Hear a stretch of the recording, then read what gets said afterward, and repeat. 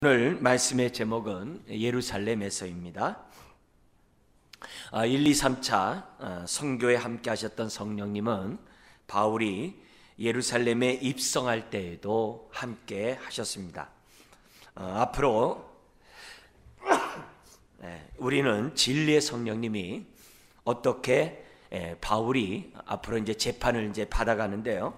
자기 변론 가운데 예수님을 증거하고 그때마다 마땅히 할 말을 가르치는 성령님, 세밀하게 간섭하시는 성령님, 정말 하나님 앞에 정말 말씀을 들은 자답게 정말 때에 맞는 말하게 하시는 성령님을 경험하게 될 겁니다.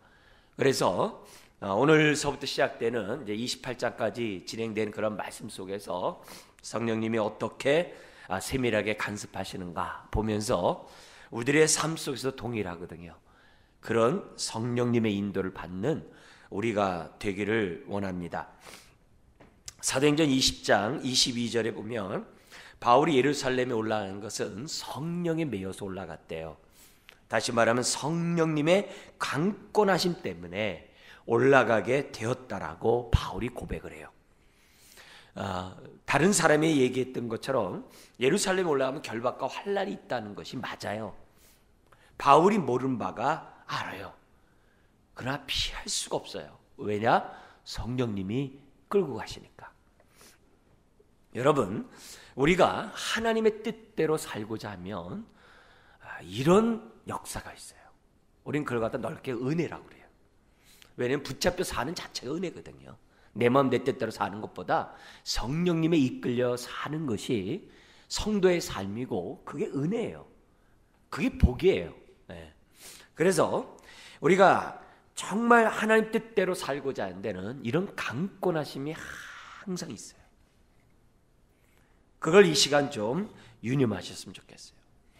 뻔히 가면 좁은 길, 힘든 길, 그런 것을 다 알고 있음에도 불구하고 이 길이 주님이 기뻐한다면 가는 거예요. 믿음의 조상 아브라함이 왜 유대인과 이방인에게 믿음의 조상이 되느냐? 갈 바를 알지 못하고 다 맡겼어요.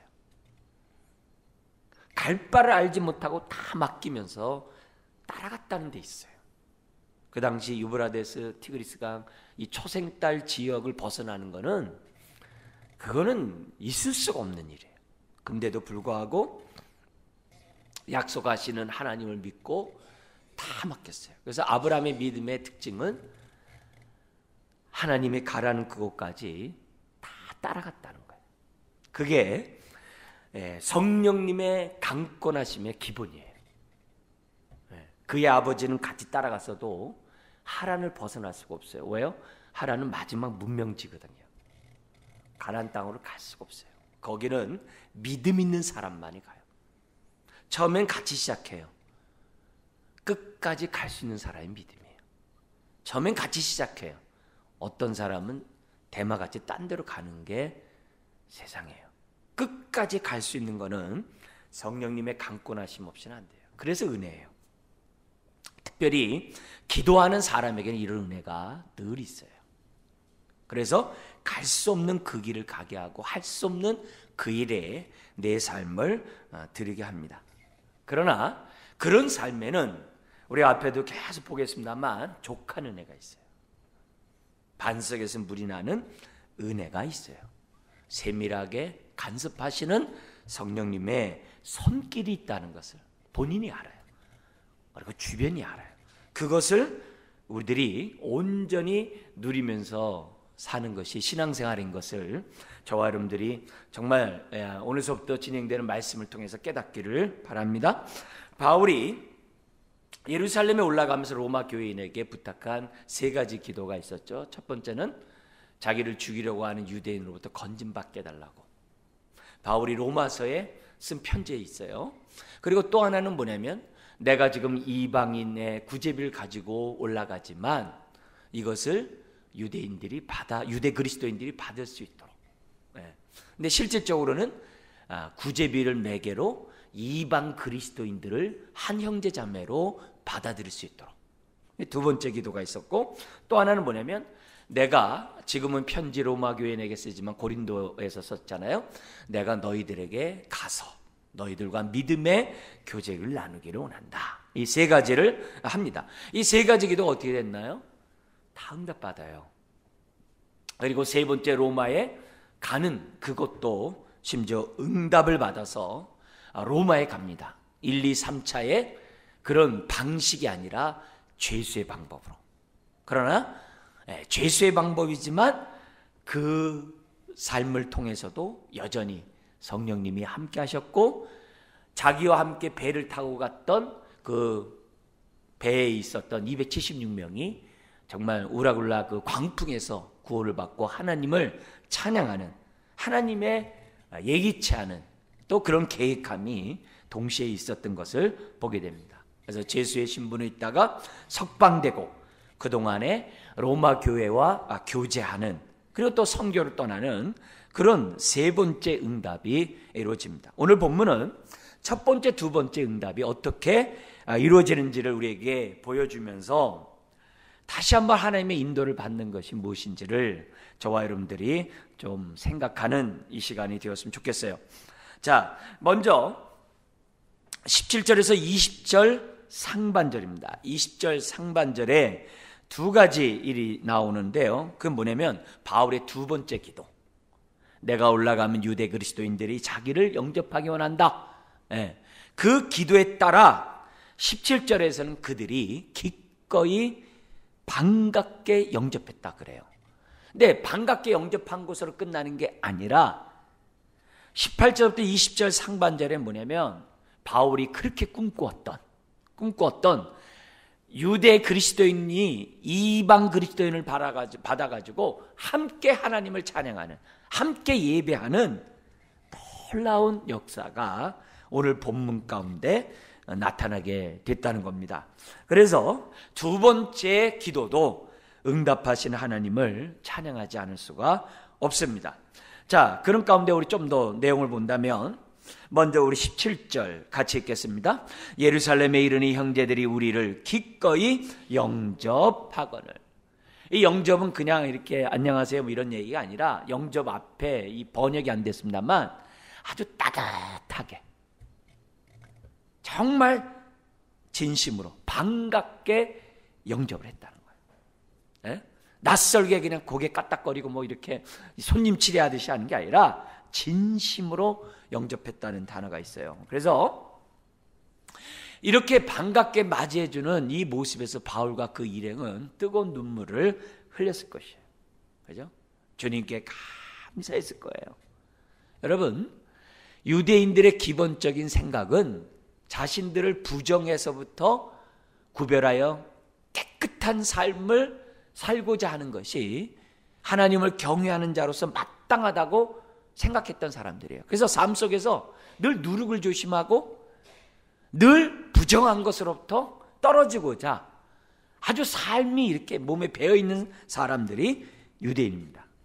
그래서 유대인들은 이방인과의 접촉, 자신의 거룩함을 위해서 접촉을 거부를 했었어요.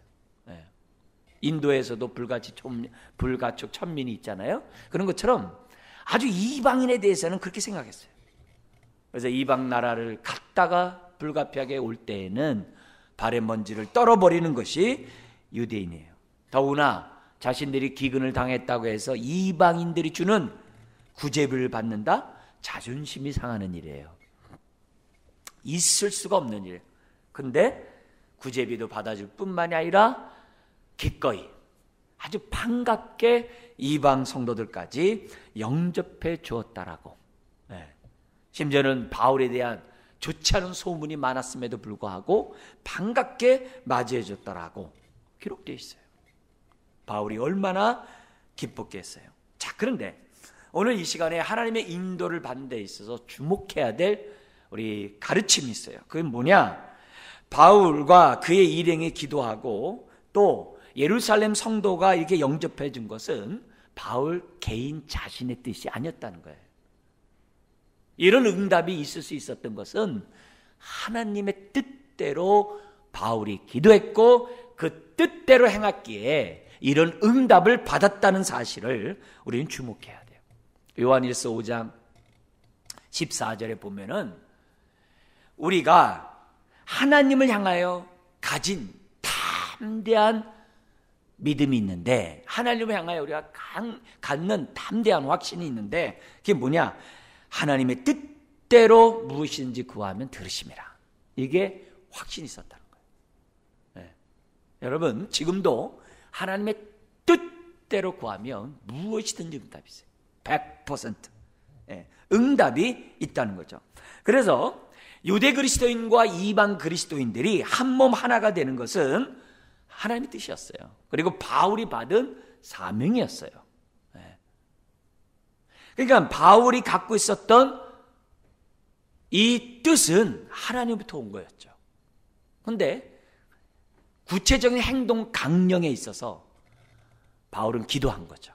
내 사명은 유대인과 이방인이 하나가 돼서 한 몸이 되어 하나님을 찬양한 것인데, 어떻게 하면 유대 그리스도인과 이방 그리스도인들이 하나 되게 할까?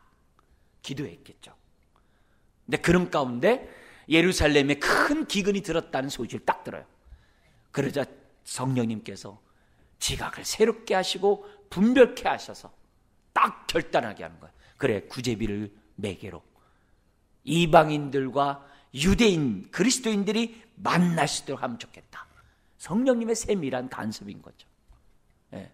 이건 바울이 하나님 앞에 기도하면서 지각을 사용함으로 연단을 받아 선악을 분별하는 그런 뜻 가운데 결정을 내린 거예요. 이게 이제 성령님의 간섭이에요. 우리에게도 하나님의 큰 뜻이 있어요. 왕같은 제사장으로 저와 여러분들 불렀어요. 자, 그럼 어떻게 내가 왕같은 제사장으로 살지? 기도하는 거예요.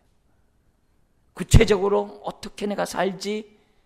그러면 성령님이 세밀한 간섭 속에서 우리에게 갈 바를, 할 바를, 말할 바를 우리들에게 알게 해준다는 거예요. 그래서 바울과 함께 하시는 성령님이 이렇게 간섭한 거예요. 그러니까 단지 자기의 소원이 아니에요. 나 이런 거 하고 싶은데. 여러분, 우리가 지난주에 말씀드렸지만 하나님의 인도받는데 정말 조심해야 될 것은 내가 하고 싶은 것을 너무 열망한 나머지 하나님 뜻으로 착각하는 거예요. 여러분, 그런 행동들은 정말 조심해야 돼요. 정말 조심해야 돼요.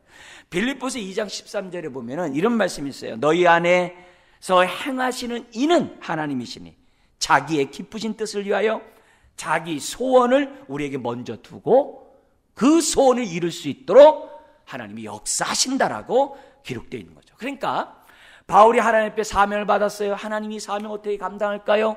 어떻게 해야 내가 온전히 할 수 있을까? 기도하니까 그 안에 있는 성령님이 지혜를 주셔서 이렇게 하라, 저렇게 하라 말씀하셨다는 거죠. 그걸 깨닫고 바울이 거기에 따라서 정말 결박과 환난이 있음에도 불구하고 좁은 길 간 거예요. 히브리서 13장 20절 21절에서도 하나님이 일하시는 방법이 있어요. 평강의 하나님이 하나님의 역사를 하는데 순교도 있고 막 결박도 있는데 그 하나님에 대한 호칭이 딱 평강의 하나님이라고 딱 나와요. 평강의 하나님이 하나님의 뜻을 이루시기 위하여 우리들을 먼저 온전케 하신대, 빚어가신대, 성숙하게 한대, 우리의 삶에 정말 이래저래 인도하신대. 그러면서 자기의 뜻을 행하게 하신대요. 하나님의 일하시는 이런 방법들을 저와 여러분들이 잘 기억하고, 바울이 어떻게 하나님의 인도를 구체적으로 받으면서 살았는지를 우리가 배워야만 하는 거죠. 그래서 우리는 무엇보다 하나님의 뜻을 잘 분별해요. 그리고 하나님 그 뜻이 나를 통해 이루어지기 원합니다라는 소원 속에 성령님, 내가 어떻게 행할지 깨닫게 해주세요. 그렇지 않으면은 마침 다시스로 가는 배들이 막 오는 거예요. 그럼 인생 다 허비예요. 당장 눈앞에 보는 그런 일을 따라보는 것이 아니라 하나님의 뜻을 이루고자 하는 그런 마음으로 해야 한다는 거죠. 그러면서 그들을 기쁘게 영접했을 뿐만이 아니라 18절에서부터 20절 상반절에 보면은 함께 찬양하는 일이 응답되었다는 것이 기록되어 있습니다. 18절에 보니까 이튿날 야고보에 찾아갔더니 그 당시 교회 장로들이 다 모여 있는 거예요. 이때 이 야고보는 누굽니까? 예수님의 혈육의 동생 야고보요. 사도행전 15장에 예루살렘 첫 공의회, 율법을 믿는 이방인들에게 짐 지우는 것이 낫냐 그렇지 않느냐 회의를 해요. 그때 베드로가 어떤 결정을 했죠? 사도행전 15장에 우리도 지키기 힘든 이 율법을 이방인에게 짐 지우지 말자. 다만 25절에 있는 것만을 우리가 지키도록 하고 이방인은 율법을 짐지우지 말자. 그렇게 결정했잖아요. 그 25절 내용이 뭐였죠? 그때 결정한 게 25절에 있어요. 같이 한번 읽어볼까요? 주를 믿는 이방인에게는 우리가 우상의 제물과 피와 목매어 죽인 것과 음행을 피할 것을 결의하고 편지하였느니라 하니. 이게 사도행전 15장에 있었던 결의사항이잖아요. 그거 외에는 짐지우지 말라고 결정했을 때 그 당시 그 모든 회의의 총회장이 바로 이 야고보였어요. 그러니까 8년 전에 사도행전 15장의 사건이거든요. 그러니까 8년 후에 야고보를 만나니까 구면이죠. 바울의 입장에서. 두 번째 만난 거죠. 자, 그런데 이때 이 야고보는 그 당시 그 예수 믿는 것이 환난과 핍박이 있었던 시대거든요. 출교를 당하는 시대였거든요. 이런 시대에 다른 사도들은 다 선교로 나갔는데 이 자리에 지키고 있었어요. 왜요? 그 당시 유대 땅에 예루살렘에 하나님을 믿고 있는 그리스도인들이 많았거든요. 그러니까 그들을 돌보기 위해서 다른 나라로 가지 아니하고 예루살렘을 지켰던 사람이 바로 이 야고보였다는 거예요. 그러니까 이 야고보 또한 대단한 사람이죠. 성령의 인도를 받는 대단한 사람이죠. 자, 그러자 19절에 바울이 문안하면서 자기의 사역, 하나님이 자기의 사역으로 말미암아 이방인 가운데서 하신 일을 낱낱이 말했다라고 기록되어 있어요. 아주 자세히. 근데 이 낱낱이 자세히 말하는 이게 뭐냐면은 각각의 사건을 그냥 두리뭉실하게 모든 게 하나님의 은혜였어 이렇게 얘기하는 게 아니라 자기의 선교에 있어서 어떻게 이방인의 복음이 전파됐고 그들이 어떻게 하나님을 했는지를 아주 자세히 각각에 대해서 말했다고 그래요. 그러자 20절에 그들이 듣고, 이 듣고도 집중해서 듣는다는 얘기예요. 주목해서 듣고 하나님께 영광을 돌리니라. 아주 그냥 계속적으로 영광을 돌리고 또 돌렸다라고 기록된 거예요. 이 말이 뭡니까? 이것도 똑같아요. 바울이 로마서에 편지를 쓰면서 내가 예루살렘에 올라가면서 기대하는 바가 있다. 그 기대하는 바는 이방인들이 유대 그리스도인들과 하나가 돼서 하나님을 찬양하는 것이다. 그러면서 모세오경에서 한 말씀, 시편에서 두 말씀, 예언서에서 한 말씀을 4개 말씀을 뽑아서 로마서 15장에 기록한 게 있어요. 바로 그 말씀이 응하는 사건이었다는 거예요. 그러니까 이것도 뭐예요? 하나님의 뜻이었기 때문에 유대인과 이방 그리스도인들이 하나가 되는 것이 하나님의 뜻이었기 때문에 이렇게 응답되었다라고 말하는 거죠. 여러분, 계시록 5장에 보면은 성자 하나님 예수 그리스도를 위해서 찬양하는 장면이 나오는데 거기에 보면 24 장로들이 새 노래를 부르면서 이렇게 얘기를 해요. 일찍 죽임을 당하사 각 족속과 방언과 백성과 나라 가운데서 사람들을 자기 피로 사서 하나님께 드리신 그런 정말 그 주님의 사역에 대해서 찬양하면서 그들이 이 땅에서 왕노릇하리라 그 노래가 나와요. 그 찬양의 핵심이 뭐냐? 열방이 주께로 돌아온다는 거예요. 그러니까 열방이 주께로 돌아오기 때문에 우리는 뭐 하는 거예요? 같이 동행하면 되는 거예요. 주의 뜻은 열방이 주께로 돌아와 우리와 함께 예배하는 것이 하나님의 뜻이에요. 하나님의 뜻은 반드시 이루어져요. 그때 숟가락이라도 얻는 마음으로 우리가 어떻게 돼요? 함께 동참해야 돼요. 네. 정말 우리가 선교적 삶을 사는 것이 얼마나 하나님의 뜻을 이루는 삶인지를 저와 여러분들이 잊어서는 안 돼요. 그래서 우리가 하나님의 부르심을 받고 은혜를 받으면 저나 여러분들은 열방을 향해 기도하지 않을 수가 없어요. 우리가 선교적 삶을 살지 않을 수가 없어요. 왜요? 모든 열방이, 모든 방백이 다 한자리를 모여 주님을 찬양할 거거든요. 그날은 반드시 이루어져요. 그때 멀찍이 그냥 수수방관처럼 우리가 있을 것이냐, 아니면 함께 지금 불신자들과 함께 찬양의 기쁨을 우리가 누릴 것인가, 그것을 저와 여러분들이 생각해야 한다. 이게. 그래서 이 말씀을 보면서 우리가 이 시간에 우리가 무엇보다도 얻어야 될 교훈은, 주님, 나를 통해 주의 뜻이 이루어지기 원해요. 나를 통해 불신자들이 나와 함께 예배하기 원해요. 더 나아가서는 열방이 주께로 돌아오는데 쓰임받게 해주세요. 그 기도를 오늘 이 말씀을 통해서 우리들이 깨닫고, 또 성령님께 주님, 내가 할 수 있는 방법이 뭔지를 기도하는 저와 여러분들이 되어야 될 줄 믿습니다. 자, 그러면서 두 번째, 또 다른 바울의 남아있는 한 가지 기도 제목, 유대인에게서 건짐을 받게 해달라고 하는 그 기도가 어떻게 응답되는지 우리가 오늘서부터 좀 보도록 하겠습니다.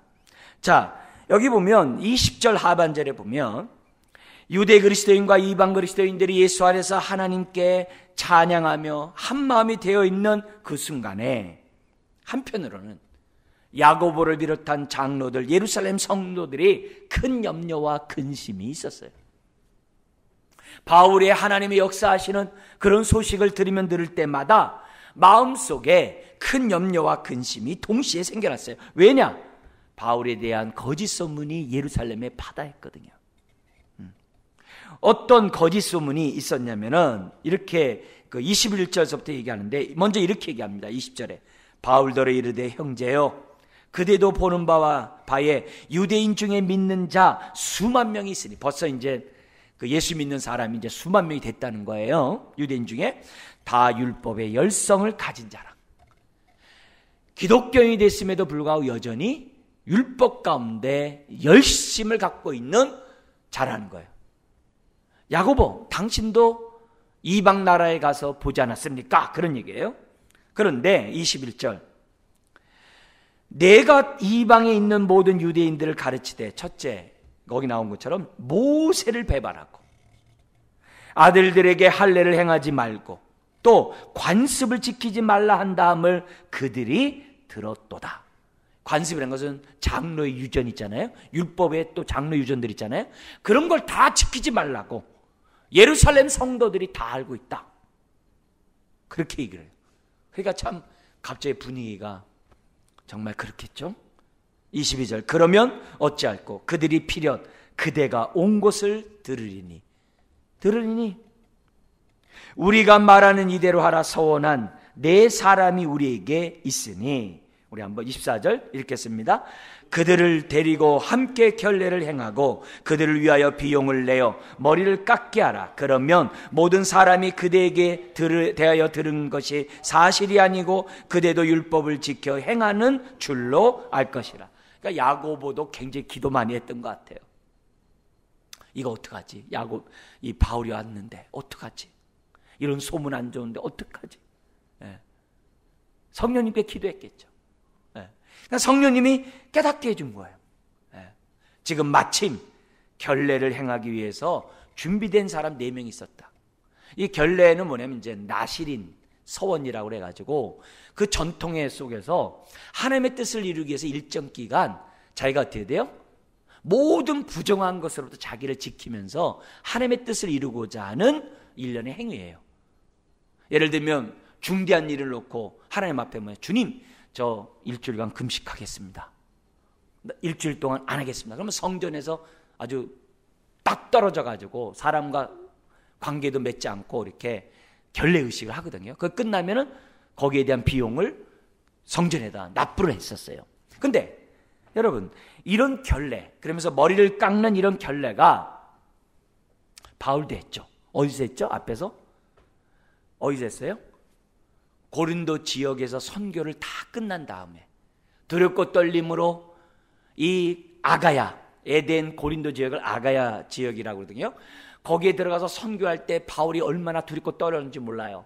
그래서 여기서 선교가 잘 끝나면 제가 하나님께 정말 감사와 영광을 돌립니다라고 하면서 서원을 했었어요. 그래서 그 선교가 끝난 다음에 갱그레아에서 머리를 깎았더라 그랬어요. 그게 앞에 그 18장 18절에 나와요. 갱그레아가 어디죠? 갱그레아도 똑같이 아가야 지역이에요. 근데 그 갱그레아에 누가 있었냐면 베베라는 여성이 있었어요. 그 베베라는 여성이 누구냐? 로마서를 전달해준 여자 성도예요. 그러니까 바울의 제자가 아테네나 고린도만 있는 게 아니에요. 갱그레아 항에도 또 있었어요. 거기서 바울이 결례를 행하면서 머리를 잘랐더라 그랬어요. 그러니까 바울에게 이런 한 말에 대해서 바울이 뭐예요?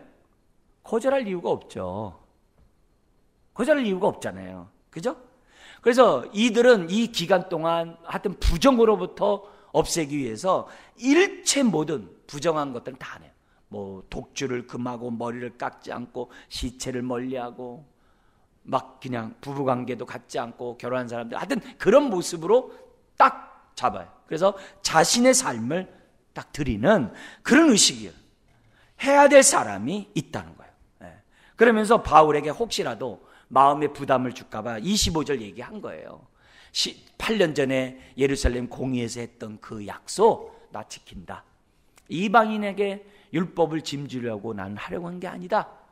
최소한의 것들만 요구했던 거 바울 당신도 알지 않냐? 나 그렇게 하는 사람이다. 이렇게 얘기를 해요.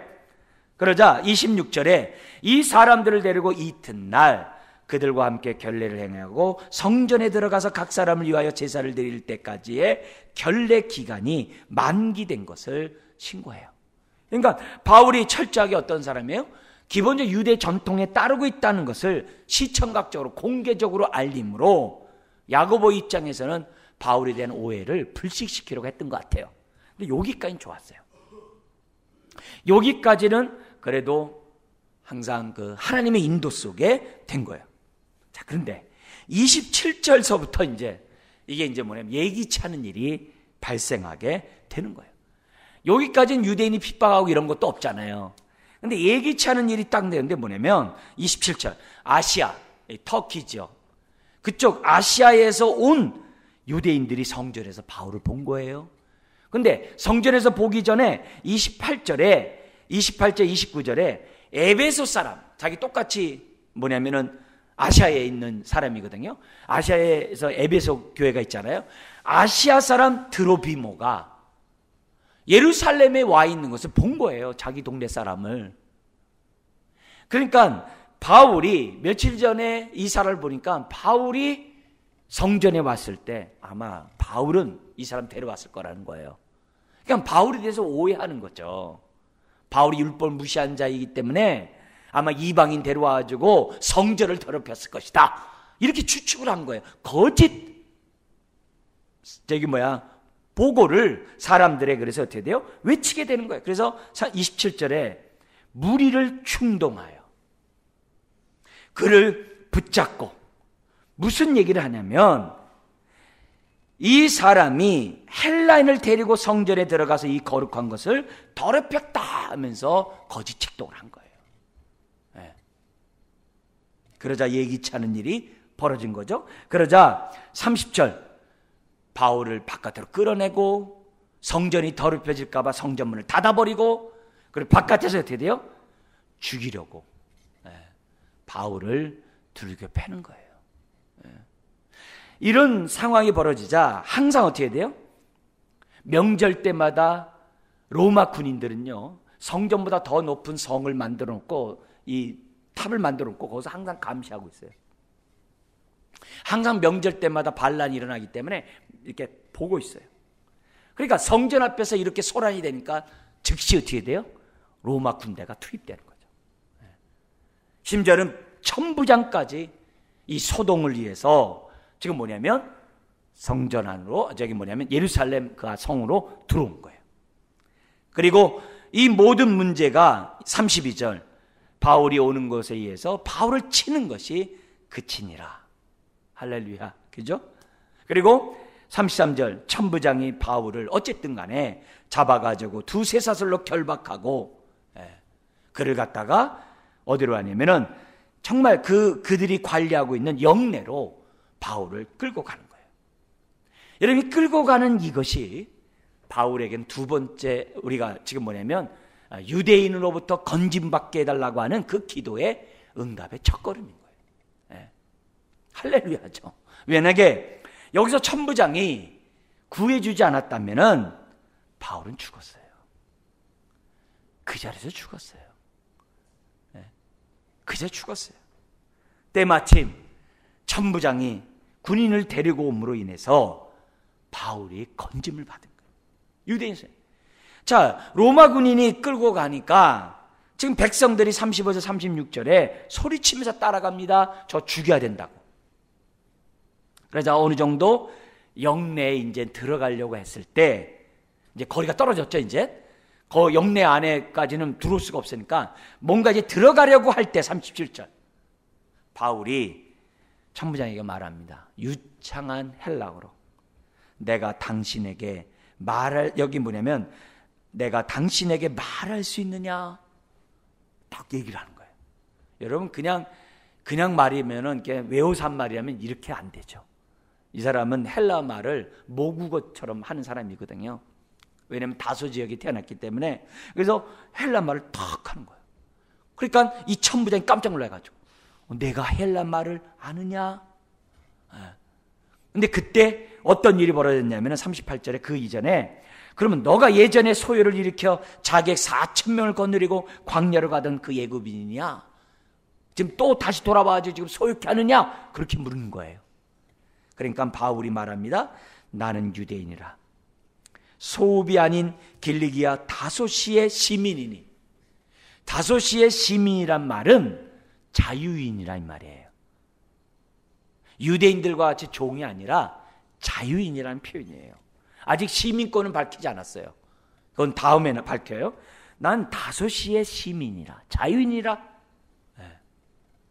그러니까 로마의 시의 자유인이라고 지금 얘기를 하는 거예요. 청컨대 백성에게 말하기를 허락하라. 이 바울이 그렇게 반쯤 죽은 그 모습에서 이렇게 하는 모습이 범상치 않은 거죠. 그러자 40절에 천부장이 허락하거늘 바울이 층대 위에 서서 백성에게 손짓하여 매우 조용히 한 후에 히브리 말로 말하니라. 네. 여러분 오늘 이 하나님의 그 인도하심이 첫 번째 기도처럼 유대인에서 건짐받게 하는 이 기도가 정말 응답받는 이런 상황이었다는 것을 우리에게 보여줘요. 여러분 하나님은 우리들만의 하나님이 아니라 세상 모든 자들이 하나님이에요. 바벨론 포로로 끌려갔다가 다시 본토로 돌아올 때 하나님이 누구를 사용해요? 우리의 성경에 잘 알고 있는 것처럼 다리오 고레스와 같은 사람을 사용하세요. 메대의 다리오, 여기 나오는 바사의 고레스 왕과 같은 사람을 사용해서 이스라엘을 어떻게 돼요? 본토로 돌아올 수 있도록 하나님이 역사하시는 것을 우리는 압니다. 하나님은 이처럼 정말 하나님의 뜻대로 살아가는 그 사람에게 간섭하세요. 자, 근데 하나님의 인도에서 두 번째 크게 우리가 교훈을 얻어야 될 본문이 오늘 본문에 있어요. 뭐냐? 유대인부터 건짐받는 것을 보면서 우리가 아멘 합니다만 조심해야 될 교훈이 있어요. 여기서 우리의 마음밭이 열려 있는지 닫혀 있는지, 굳은 마음인지 부드러운 마음인지, 여기서 내가 성령의 인도를 받고 있는 사람인지 말만 인도를 받고 있는 사람이 딱 구분되는 사건이 딱 나와요. 뭐냐면 건짐받는 것은 좋은데 만약 이때 내가 마음속에 그러면 하나님 처음부터 결박과 매맞기 전에 그런 일 없도록 해줘야 되는 거 아니에요? 이렇게 생각하는 사람들은 마음이 굳은 사람이에요. 성령의 인도를 안 받는 사람이에요. 그렇게 말하는 사람은 마음이 닫혀 있는 사람이에요. 그걸 우리가 이 시간에 생각해 봐야 돼요. 하나님이 살아계시고 능력이 있다면 꼭 환난을 당하게 한 다음에 하나님이 나 여기 있다라고 건질 필요가 있냐, 그렇게 말하는 것은 마음이 곧은 사람이에요. 목이 곧은 사람이에요. 이렇게 굳은 사람이에요. 정말 미혹받기 쉬운 사람이에요. 오히려 하나님이 살아계시다면 환난도 없이 능력으로 복음만 전할 수 있도록 도와줘야 되는 거 아니야?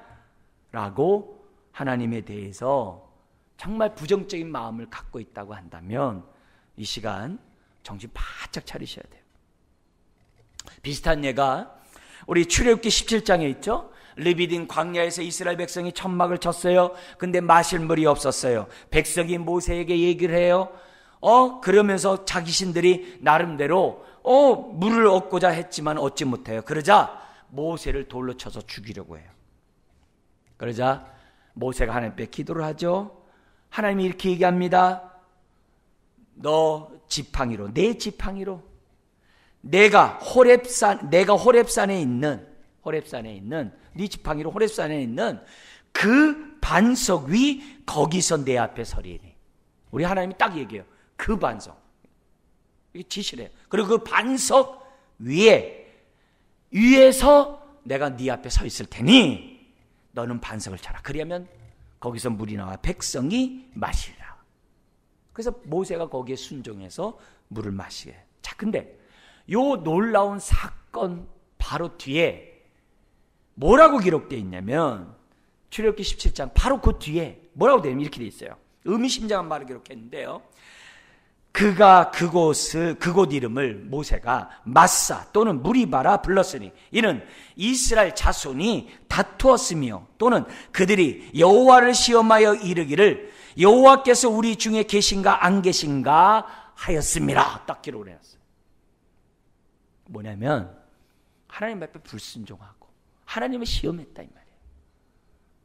시험한 자에게 반석에서 물이 나오게 했지만 물을 마시게 했지만 그들의 실체는 뭐냐? 목이 곧은 백성이요 마음이 딱딱한 사람이라고.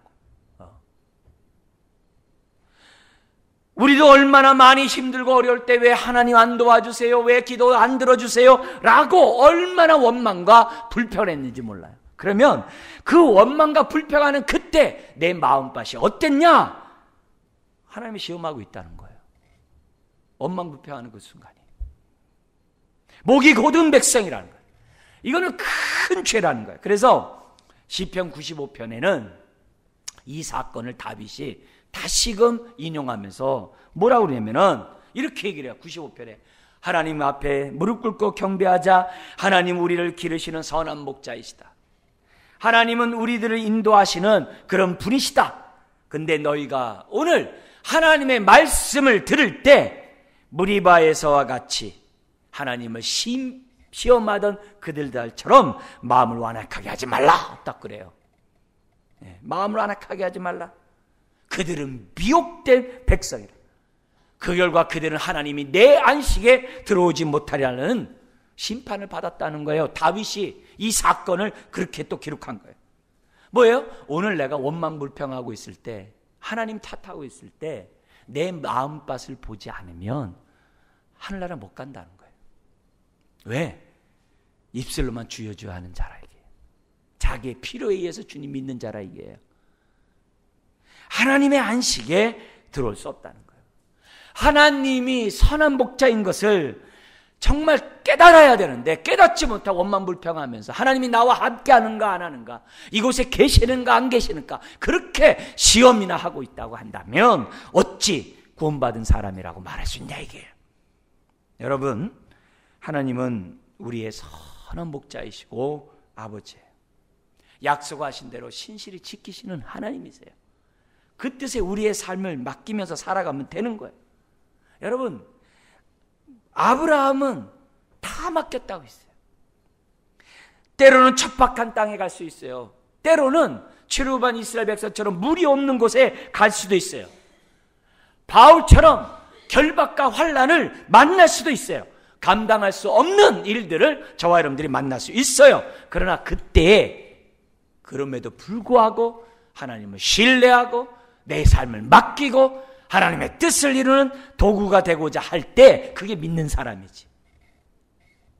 그렇지 않고 환경에 따라 여건에 따라 상황에 따라 좌지우지하면 그게 뭐냐 이게. 믿는 자 맞냐 이게. 믿음으로 우리 삶을 지켜주시는 하나님을 정말 믿고 있냐 이게. 내 계획대로 내 뜻대로 살아가는 자들이지. 바울은 결박과 환난 그것이 있어도 주님을 바라봤다는 거예요. 그게 믿는 자고 그게 마음이 정한 자라는 거죠. 결박과 환난이 있어도 바울은 하나님만 신뢰를 했다는 거죠. 하나님의 선한 뜻이 있다고 믿고 맡기는 거죠. 맡기는 거죠. 결박과 환난 피해가는 게 아니라 맡기는 거예요. 하나님은 에베소 3장 20절에 이렇게 돼 있어요. 우리 가운데 역사하시는 능력대로 우리가 구하는 것이나 생각하는 모든 것보다 더 넘치도록 능히 하실 분이 하나님이래요. 내가 기도하는 것보다 더 능히 주시고 내가 생각하는 것보다 더 큰 생각이 있으시고 인도할 때마다 내가 기대하는 것보다 더 큰 기대가 우리의 삶에 있다는 거예요. 그래서 2020년 우리가 하나님의 인도를 받기 원하는 저와 여러분들이 오늘 이 말씀에 따라 뜻대로 살고 또 오늘 이 말씀에 따라 환경과 여건에 움직이지 말고 정말 어떤 상황에서도 하나님을 신뢰하고 내 삶을 드리는 정말 저와 여러분들이 되어야 할 줄 믿습니다. 여러분 마지막 누가복음 12장에 예수님이 하신 말씀을 하고 마치겠게요. 바리새인들의 누룩 외식을 주의하라고 하면서 이렇게 얘기해요. 너희가 복음을 전하다가 몸을 죽이고 그 이후에 능히 못하는 자들을 두려워하지 말라. 오히려 지옥불에 던지는 하나님을 두려워하라. 그러면서 그 하나님 어떤 분이냐? 덤으로 팔리는 참새라도 하나님 허락하지 않으면 안 된다. 머리털까지도 세시는 그런 하나님이 너와 함께하니 두려워하지 말라. 그러면서 뭐라고 하냐면 매사 하나님을 시인하래요. 부인하지 말라요. 그리고 누구 앞에 가고 어떤 사람들에게 끌려가더라도 지금 바울 같은 상황이에요. 무엇을 말할까 염려하지 말래요. 하나님이 마땅히 할 말을 하게끔 인도해 주었다라고 말씀해요. 여러분 오늘 우리들의 삶에 어떤 삶이 있을지 몰라요. 그러나 신뢰하십시오. 마음을 강박하게 하지 마십시오. 하나님이 나와 함께하는가 안 하는가 시험하지 마세요. 오히려 그렇게 생각하는 자체가 내 마음이 굳은 마음인 줄 알고 회개하세요. 그리고 인도를 받는 저와 여러분 되길 주의 이름 축원합니다. 기도하겠습니다. 하나님 아버지